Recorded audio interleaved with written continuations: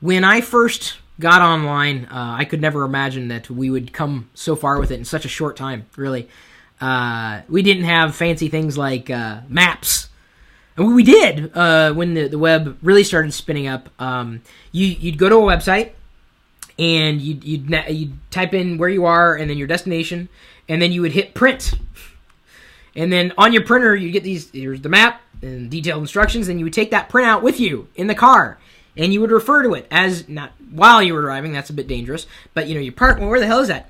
The problem with mapping way back when online is that it wasn't very accurate. I mean, it worked, and it's not to say that, that doesn't still work. I don't know anybody who would willingly print out mapping directions without, using something like a tablet computer or a smartphone even, or a GPS. Mapping software and technologies have gotten better over time.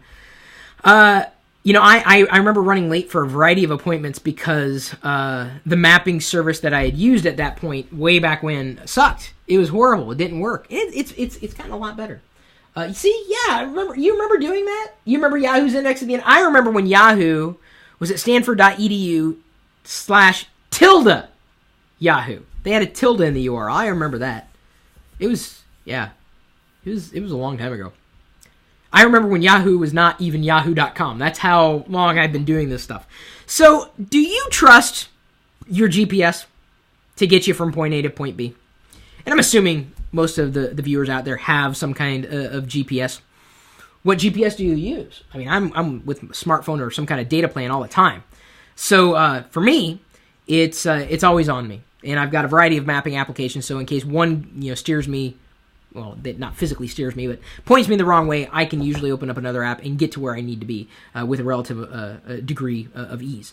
And here's something that's, somewhat related. In terms of trusting technology, do you trust your anti-malware app? So much like you have to trust the GPS software, that mapping software is going to get you from point A to point B, do you trust the security applications that you have on your computer?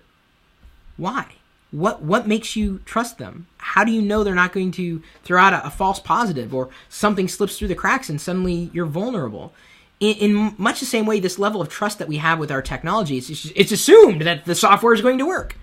Do you trust the software around you? What makes you trust the software around you that you've chosen for yourself or for your family?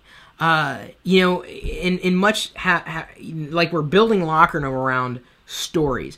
Locker Gnome is not just about delivering information. Anybody can do that. We're building stories. And one of the stories we have is specifically linked in the article. Do you trust your GPS? Do you trust your anti-malware app? It's linked in the video's description. The link should be somewhere. Take a look and then really, start to question, why do you trust software so much?